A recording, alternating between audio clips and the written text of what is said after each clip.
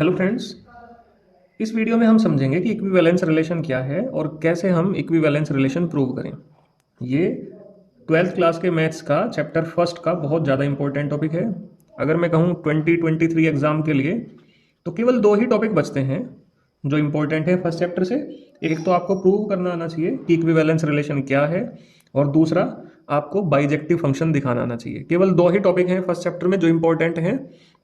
तो equivalence relation कैसे दिखाएंगे हम? इक्विवेलेंस दिखाने का हमारे पास तरीका है कि देखो, वो रिलेशन जो तीन कंडीशन को सेटिस्फाई करता होगा वो इक्विवेलेंस रिलेशन होगा। पहला रिफ्लेक्सिव, रिफ्लेक्सिव होना चाहिए रिलेशन। दूसरा सिमेट्रिक, और तीसरा ट्रांजिटिव। अगर इन तीन कंडीशन को सेटिस्फाई करता है कोई रिलेशन तो वो होगा आपका इक्विवेलेंस रिलेशन। लेकिन अब इन तीन कंडीशन को कैसे सेटिस्फाई करें? मान लिया आपके पास दो सेट हैं, एक सेट है ए और दूसरा सेट है बी, और इन दोनों के बीच में एक रिलेशन है आर। ठीक है, तो कैसे हम दिखाएंगे कि वो रिफ्लेक्सिव, सिमेट्रिक और ट्रांजिटिव है? पहला केस रिफ्लेक्सिव। रिफ्लेक्सिव कैसे दिखाएंगे? तो रिफ्लेक्सिव दिखाने का तरीका ये है, हम सपोज करेंगे, लेट करेंगे कि ए कोई एलिमेंट हमने लिया ए सेट के अंदर से। इस सेट के अंदर से हमने कोई एलिमेंट लिया। अगर ए इस सेट के अंदर है तो ए कोमा ए रिलेशन के अंदर होना चाहिए, इस रिलेशन के अंदर होना चाहिए ए कोमा ए, देन ये होना चाहिए। सो आर क्या बनेगा? आर बनेगा रिफ्लेक्सिव। अब यार ये तो कोई बात नहीं समझ आई।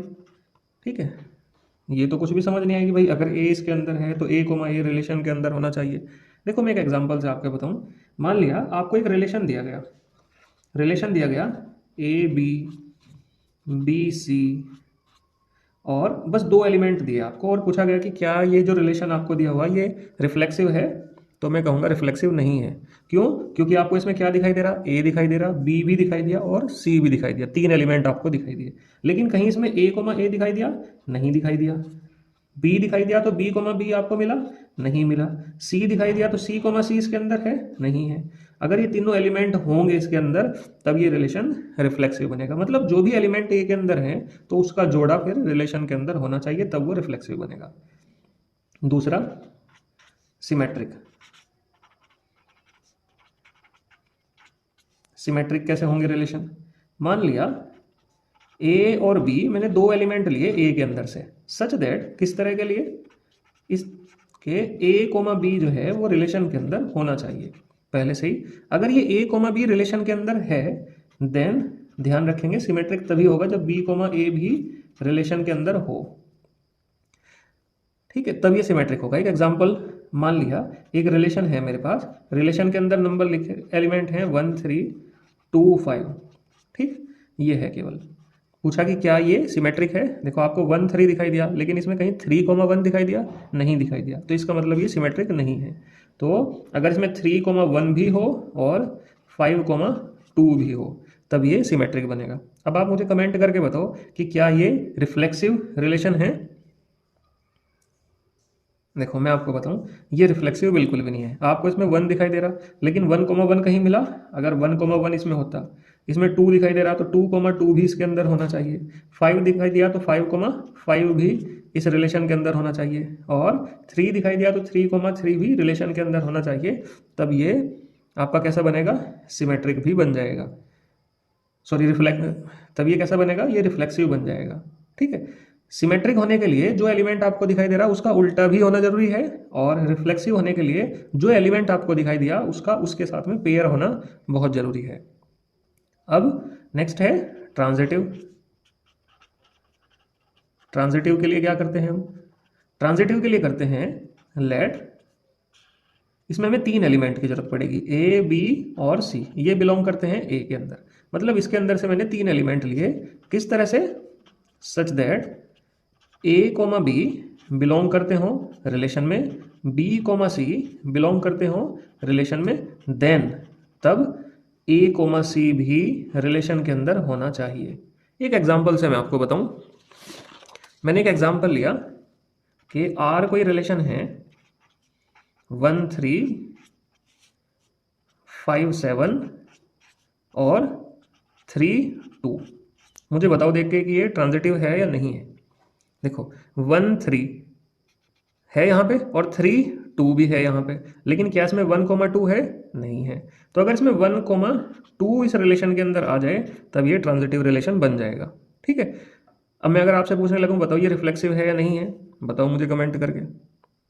देखो ये रिफ्लेक्सिव नहीं है। रिफ्लेक्सिव क्यों नहीं है? क्योंकि 1 दिखाई दिया लेकिन 1, 1 इसके अंदर नहीं है। अगर वो आ जाए, 3 दिखाई दिया, 3, 3 इसके अंदर होना चाहिए। 5 दिखाई दिया तो 5, 5 इसके अंदर होना चाहिए। 7 दिखाई दिया तो 7, 7 इसके अंदर होना चाहिए। तब ये रिलेशन आपका क्या बन जाएगा? रिफ्लेक्सिव बन जाएगा। 2 है तो 2, 2 भी इसके अंदर होना चाहिए, अब जाके रिफ्लेक्सिव बनेगा। अब सवाल यह है कि क्या ये सिमेट्रिक है?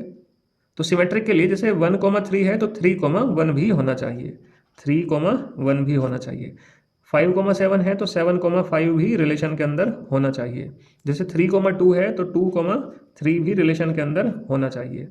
1, 2 है तो 2, 1 भी होना चाहिए। है कहीं इसमें? तो 2, 1 भी रिलेशन के अंदर होना चाहिए। जब ये तीनों कंडीशन सेटिस्फाई कर दे, भाई रिफ्लेक्सिव के लिए तो सेम पेयर होने जरूरी हैं, जितने भी एलिमेंट दिखाई दिए उनके पेयर होना जरूरी है। सिमेट्रिक के लिए अगर एलिमेंट दिखाई दे रहा तो उसका रिवर्स उल्टा होना भी जरूरी है। जैसे 1 3 तो 3 1, 5 7 तो 7 5, 3 2 तो 2 3, 1 2 तो 2 1, ये आपको दिखाई दिया तो सिमेट्रिक हो गया। ट्रांजिटिव में क्या हुआ करता है, जैसे 1 3 और 3 2 है तो 1, 2 भी होना चाहिए, ये हो गया। अब ये जो रिलेशन है ये रिफ्लेक्सिव भी है, ये सिमेट्रिक भी है और ये ट्रांजिटिव भी है। तो इसका मतलब ये रिलेशन कैसा है?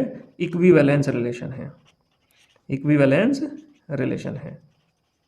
अगर आपको इससे रिलेटेड क्वेश्चंस में कोई दिक्कत आ रही है तो आप मुझे कमेंट करके बताइए, मैं उन पे वीडियो बना दूंगा, जो भी क्वेश्चंस आपको चाहिए या जो भी प्रॉब्लम आपको पूछनी हो मेरे से। ठीक है, तो इस तरह से हम इक्विवेलेंस रिलेशन प्रूव करते हैं।